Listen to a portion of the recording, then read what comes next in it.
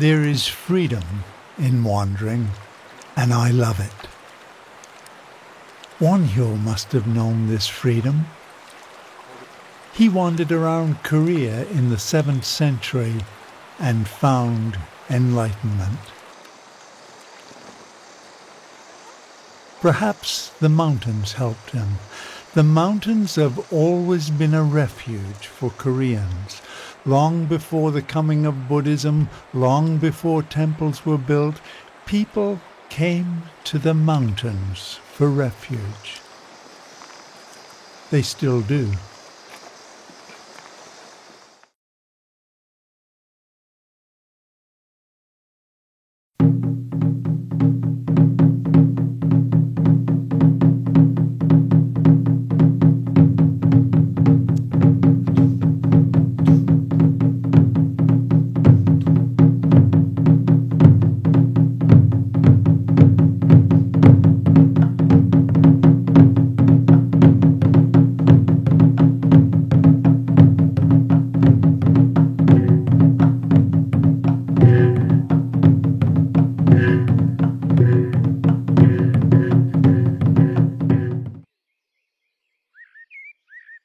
I stumbled across Wonhyo accidentally.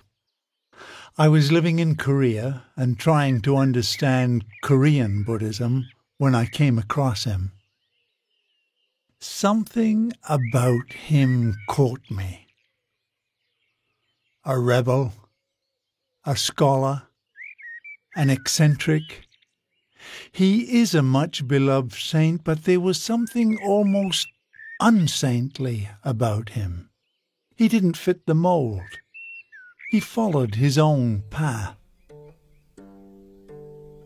In the 7th century, Wonhyo walked across the Korean peninsula, a 500-kilometer journey through the mountains. It led him to enlightenment. Legend has it that towards the end of his journey, Wonhyo and his friend Usang took shelter from a storm in a cave. During the night, Wonhyo awoke and was thirsty. He felt around on the floor, found a gourd of water and drank deeply from it. The water was sweet and refreshing, and he went back to sleep. In the morning he awoke and found that he was not in a cave, but in a tomb. And what he had drunk from in the night was not a gourd of fresh water, but a human skull filled with dirty rainwater and rotting flesh. He was so revolted by what he had drank that he fell on his knees and vomited. As he did so, the question came to his mind, why? Why was the water so sweet and refreshing at night and so revolting in the morning? The answer came to him that it was his mind. Truth exists in the mind. When he realized that, he became enlightened and returned to Sila to teach and study. Wonhyo wanted everyone to share his enlightenment. He danced in the villages, calling on others to join him. I wanted to find out what happened to him in those mountains. I wanted to understand his experience. I decided to make a journey similar to his, to follow in his footsteps, to talk to monks in the monasteries and learn from their experiences. It would be a long journey, a journey from Wonhyo's birthplace near Gyeongju to Wonhyo's cave on the other side of the peninsula.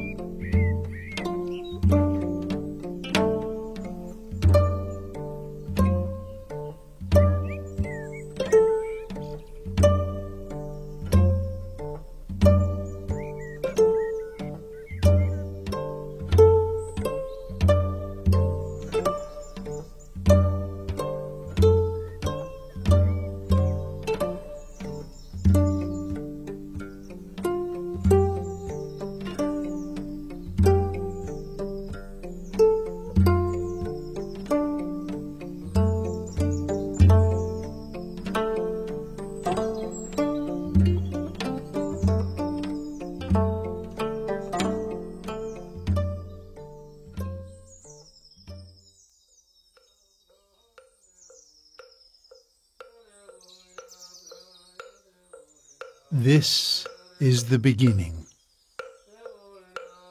Bongwangsa. Built about 634 AD, Bongwangsa is where Wonhyo developed his ideas and wrote many of his books. More than 1,000 years after Wonhyo lived here, old practitioners still come early in the morning, circle this pagoda, and go through their rituals to start the day. It is a living temple.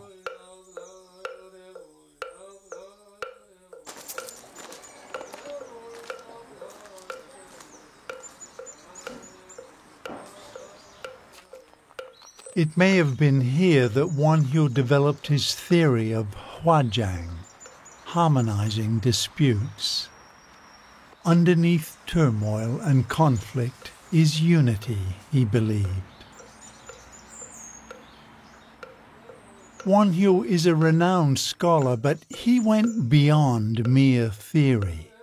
He lived his beliefs, he reached out, he touched people. Ultimately, his deeds surpassed his scholarship, and people love him today because of his actions. Wonhyo was a traveler. How much will my journey be like his? Is there something we have in common? Nobody has ever attempted to cross the Korean peninsula to honor Wonhyo in over 1,000 years. Which path shall I take? I don't feel that I'm following a map.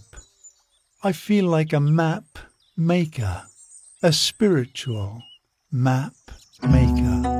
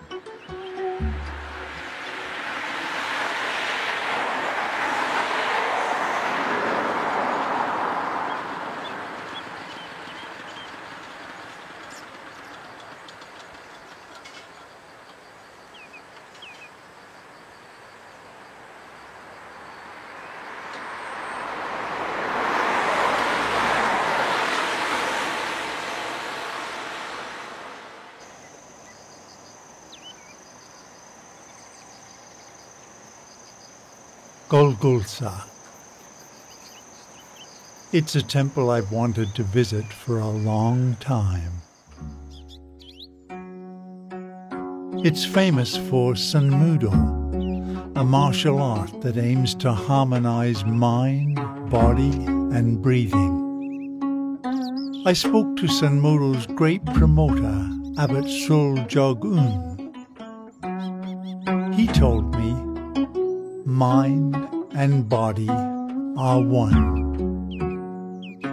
In the tradition of Buddha's teaching, he said, the body consists of 4 elements: earth, water, fire, and wind. When the body is naturally in harmony with these 4 elements, there are no problems. When that harmony is lost, problems emerge.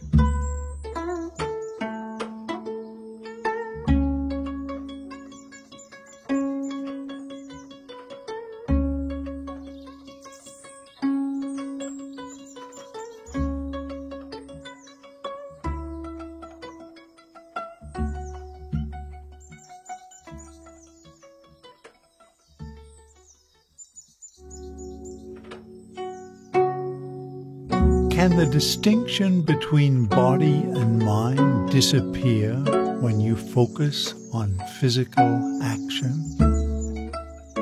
Walking, for instance. One step at a time, one muscle, one movement, one focus. Is this the way to the unity of body and mind?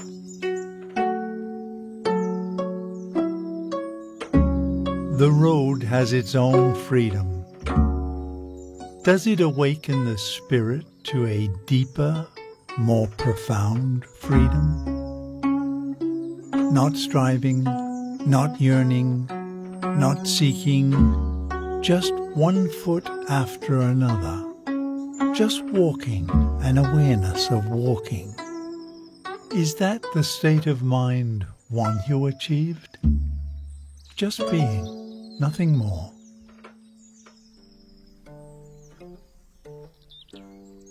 Two auspicious signs took place at the time of Wonhyo's birth. One night, Wonhyo's mother dreamed that the largest star in the heaven suddenly shot like an arrow from the sky and pierced her breast. Startled and afraid, she awoke and gasped out the story to her husband, who told her that it was an auspicious sign for a coming child. Wonhyo's birth was a sudden event. Legend has it that Wonhyo's mother fell into labor as she was passing a grove of chestnut trees. There was no time to go home. Her husband took off his outer garments and hung them on a tree as a screen, and scattered dry grass on the ground for his wife. Just as the birth took place, 5 clouds of different colors enveloped the new shelter. Then the clouds filled the entire valley, and soon the newborn baby's cry was heard. Wonhyo was born into the lower ranks of Sila society. His prospects for high office and scholarly success were limited.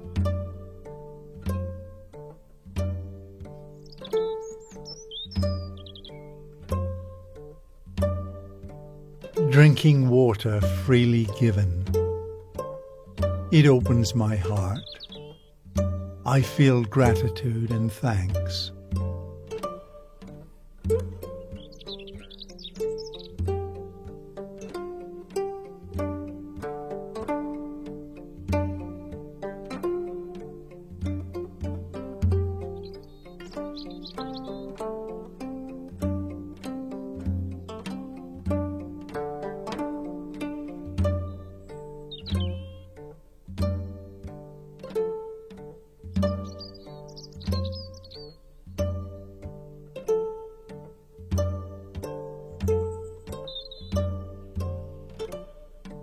Wonhyo found happiness in these mountains. What is their secret? Can they wipe out longing and desire? Can they clean the heart?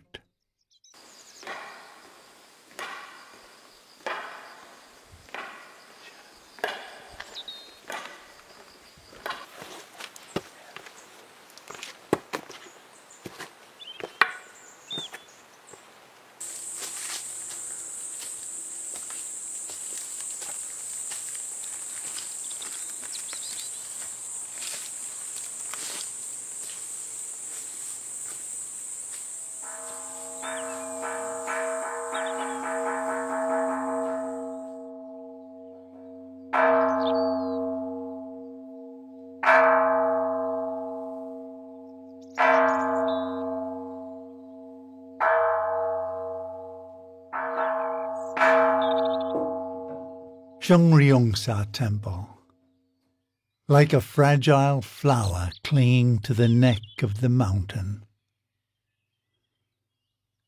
Wonhyo founded this temple about 663 A.D. Since then, the daily rhythm of the monks' lives has not changed. Awakening in the early morning to the beating of the muktuk, study, reflection, meditation, ceremonies, and work.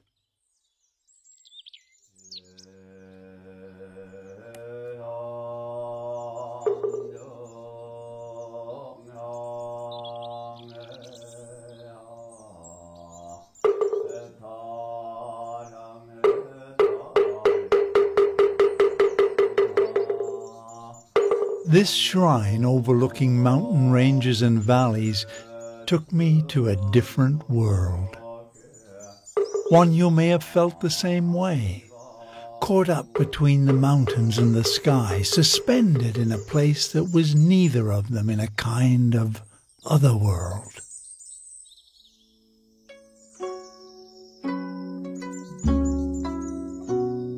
Wonhyo asked, who would not wish to dwell in the mountains and cultivate the mind?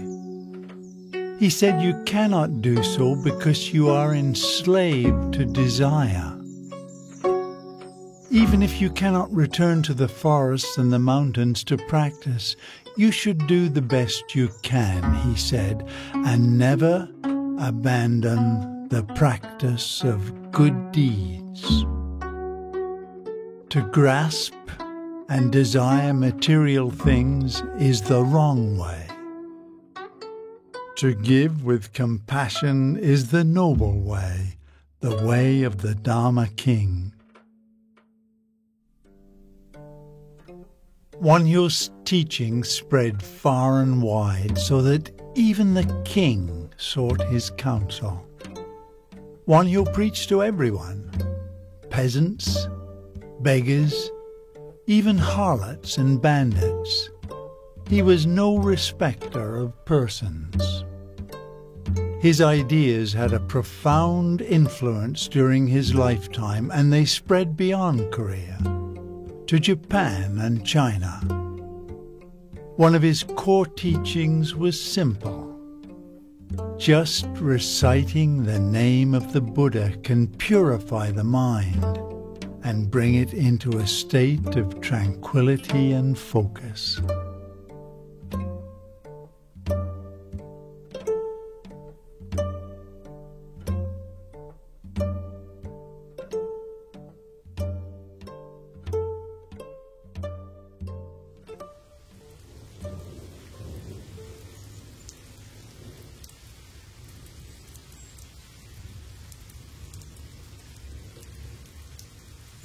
Wonhyo often wandered through villages like this one, but he never went empty-handed.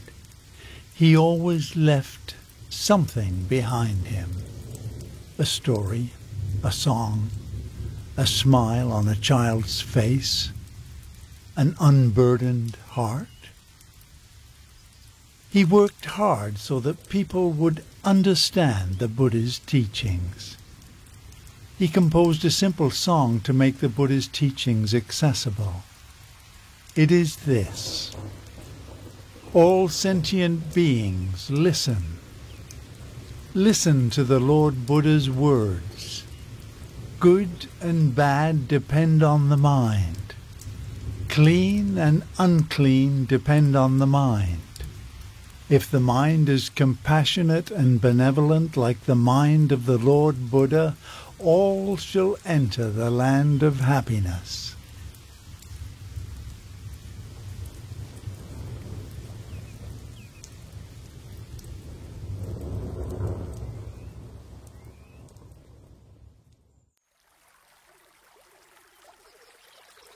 The region is full of streams like this one. In the past, Koreans believed that each stream had a spirit. Their favor could be gained through shamanistic rituals. Unrecognized by modern man, do the spirits live on, providing life and beauty?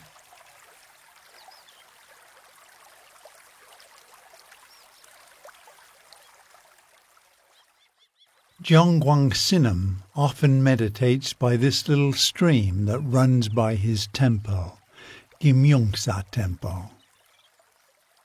He said the pathway to concentration is to focus on the breath. But he said you cannot reach enlightenment only with concentration. You also need insight or wisdom. If you understand the 3 marks of existence, he said, you understand wisdom. The 3 marks are dukkha, suffering. Anicca, impermanence, and anatta, non-self. Jeongwang Sinam studied in Myanmar as well as in Korea. I was deeply impressed with his teachings and resolved one day to return and study with him.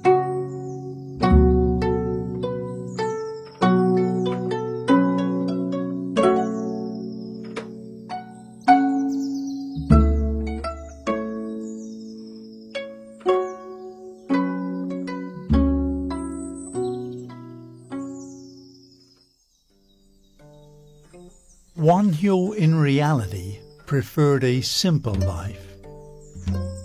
He mixed with the lowest stratas of society, even outcasts. And he was revered in his time because of his efforts to bring the Buddha's teachings to the common people. He said that when your heart is emptied of longing, you are free.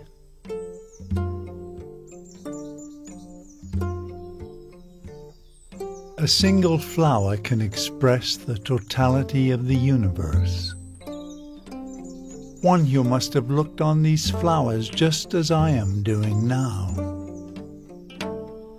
Once when he was teaching, the Buddha held up a single flower as a message to his disciples. One disciple, Mahakasyapa, understood and smiled a smile of understanding. Seeing this, the Buddha handed him the flower, and with it, a teaching beyond words.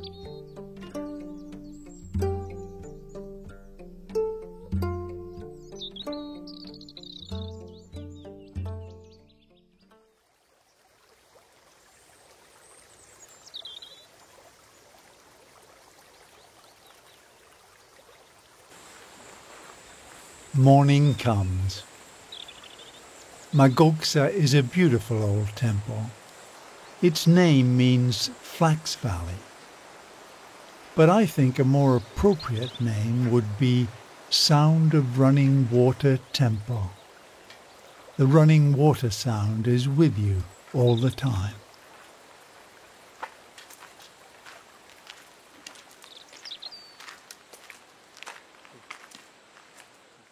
At one point in his search, the Buddha starved himself almost to death before he realized a great truth. Without his body, he couldn't reach enlightenment. The Buddha realized that impermanence is always with us.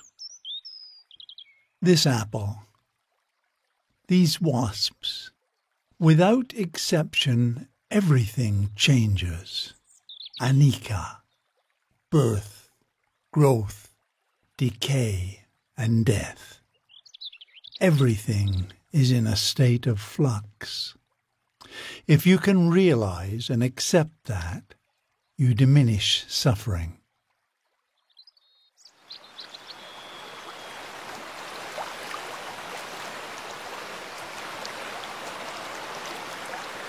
Crossing a stream can be a challenge, but Wonhyo has taught me that you can't succeed in life without effort. Wonhyo didn't seek an easy life, and neither do I. Sometimes you have to struggle.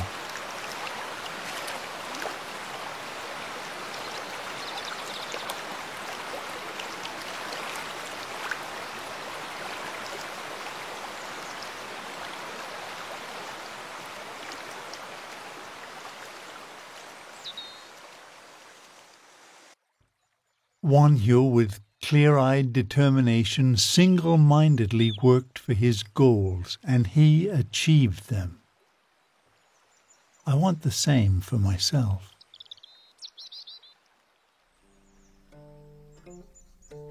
Usiang, also an eminent monk, accompanied Wonhyo on his walk across the Korean peninsula. He was present at Wonhyo's enlightenment. Legends surround both famous men. One legend says that Wonhyo once threw a table across to China to save the lives of 1,000 monks whose temple was collapsing.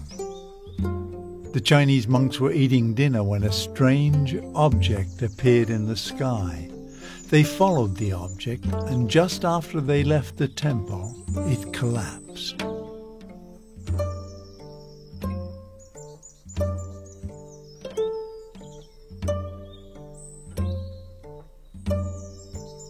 Every day I get closer to my goal, Wonhyo's cave.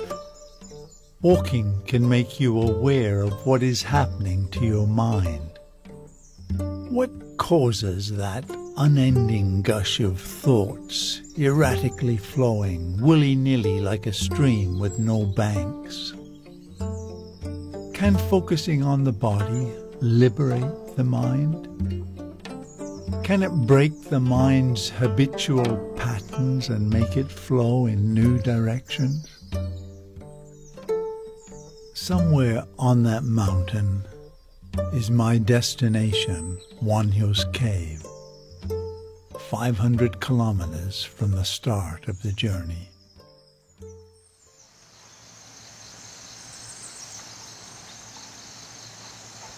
Suduksa is an ancient temple founded in the 1300s.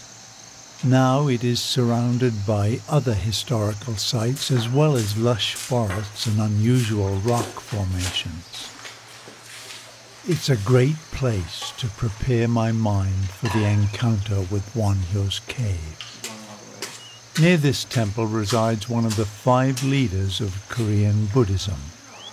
I plan to speak to him if I can arrange a meeting. The guards who stand at the temple gate were formerly demon kings who found liberation in the Buddha's teachings. The guards are there to protect the words of the Buddha and watch over the virtues and vices of human beings who enter. What will they find in me?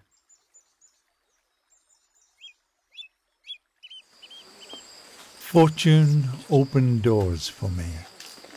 I have a chance to speak to one of the most respected elders of Korean Buddhism, Sol Jong-sunim, one of South Korea's 5 Bangjang, or spiritual leaders.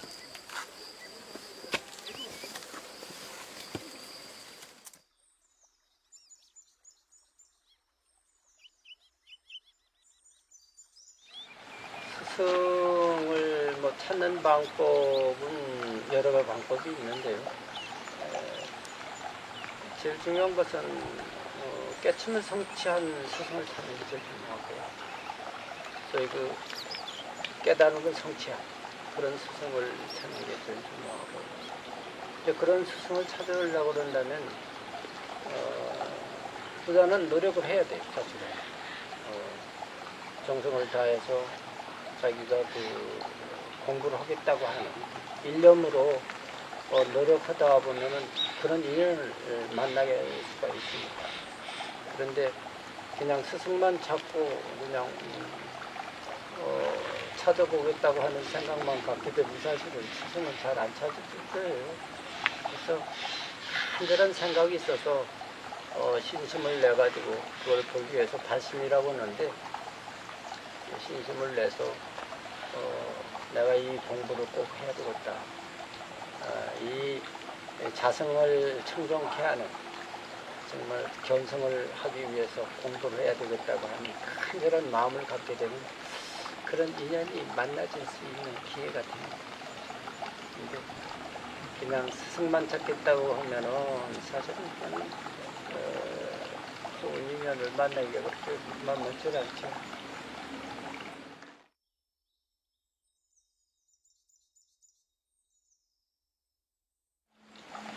있죠.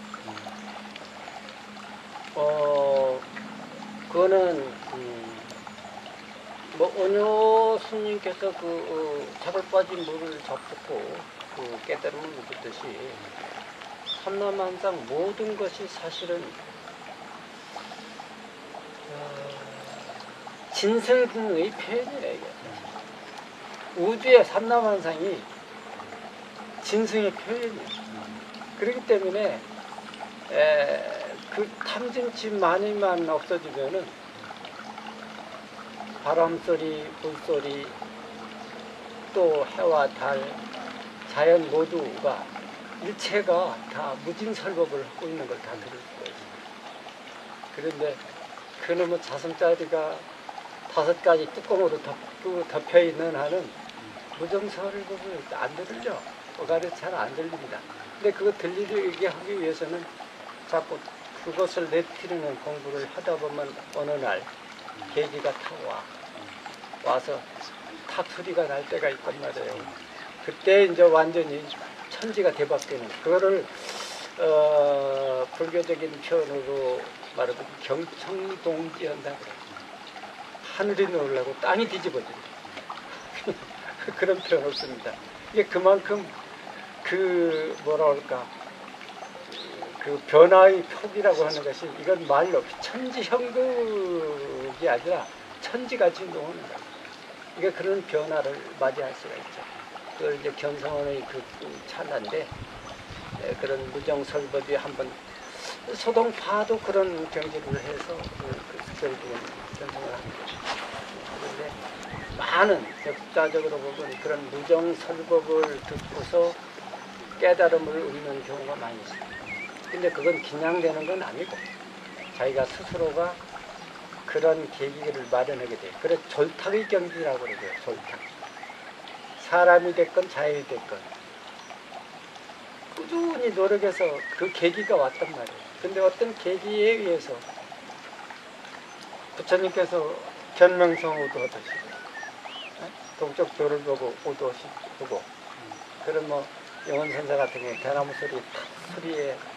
소리에 또는 빛에 또는 그 모양에 어느 것 하나 무정설법 아닌 게 없기 때문에 그거는 무정설법이 언제든지 자기가 어두워서 매해서 그렇지 자기 경지만 갖고 나갈 것 같으면 언제든지 그 계기는 언제든지 오게 돼요.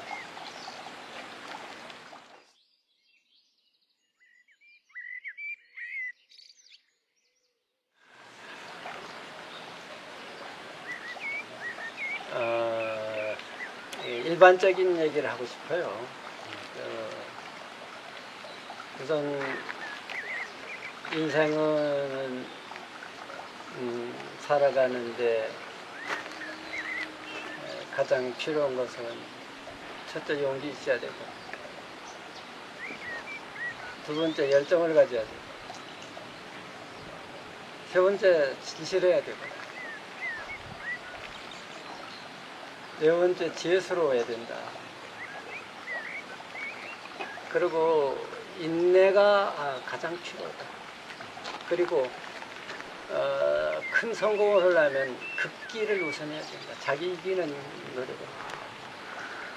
그런 극기와 인내, 용기와 진실, 그리고 열정을 갖고 어떤 일을 해서든지 어떤 일을 대해서든지 그 생각만 갖고 열심히 하다 보면 사실은 그런 무슨 일이든지 다 성취할 수 있다고 나는 생각을 합니다. 그런데 대부분이 그 노력은 하지 아니하고 뭐 쉽게 그냥 편안해지고 무슨 성공하려고 하는 분들이 있는데 행복이라고 하는 것은 그렇지 않습니까? 자기의 노력과 열정과 지혜와 용기, 피와 땀과 인내와 극기로서 쌓아올린 공동탑이다. 이렇게 말씀을 드리고 싶고 인생을 쉽게 편케만 살라고 하지 않았으면 좋겠다. 인생은 쉽게 편케 살라고 한다고 한다면 그건 불황당이지 그거는 참으로 살라고 하는 태도가 아니라고 생각해요. 그래서 쉽게 펴는 걸 선택하는 것보다는 차라리 어렵고 힘든 것을 선택하고 스스로 노력하고 사는 삶을 살았으면 좋겠다는 생각을 합니다. 그것이 인생을 알차게 사는 길이고 보람 있게 사는 길이 아니겠는가 그런 생각을 합니다.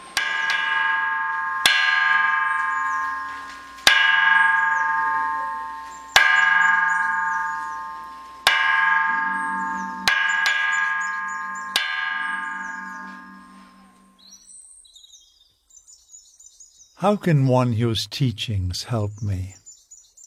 His teachings on Hwajang, or harmonizing disputes. Can I use that approach to be more open-minded?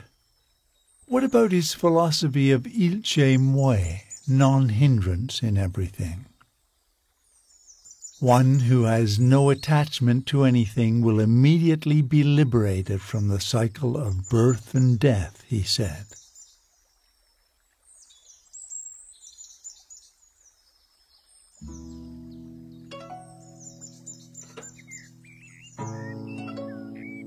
This is the last leg of the journey, the last hike to Wonhyo's cave. It's a beautiful forest here. It reminds me of my boyhood home in England. Oak trees, maples, pine, brambles, mossy rocks, rotting trees, and a twisty, root-encrusted dirt path that winds higher and higher. The monk said, "Everything can be your teacher." What could these pines and brambles and mossy rocks teach me?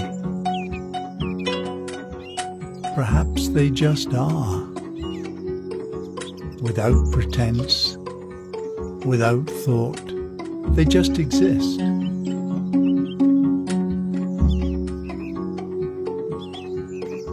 Is it easier to find peace in the mountains? At the time of his enlightenment, Wonhyo is reputed to have said, "The three worlds are simply the mind. All phenomena are mere perception. There being no Dharma outside the mind, what else is there to seek?"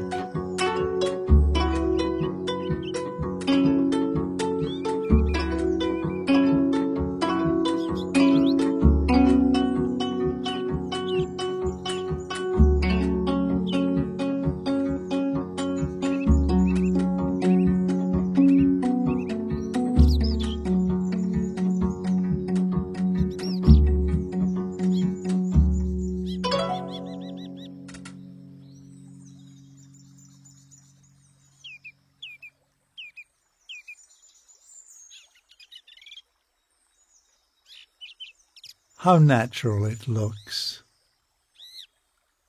Not spectacular, not breathtaking, not bizarre. But somehow I can understand why this cave has come to embody Wonhyo's spirit. It is beautiful in its fundamental simplicity. Grey rocks, hard scrabbled soil, and struggling trees. I wish to honor Wonhyo, his courage, his struggle, his thoughts, his loving kindness, and his honesty. These are the qualities that served him well as he worked towards his awakening.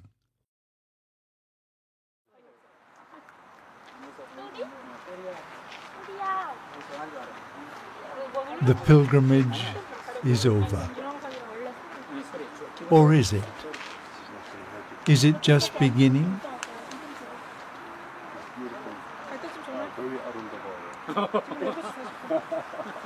Here the mountains are surrounded by buildings and capped with towers.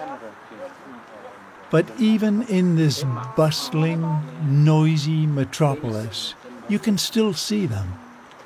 They have not disappeared. They are still there, firm, unyielding, empty, and green with promise.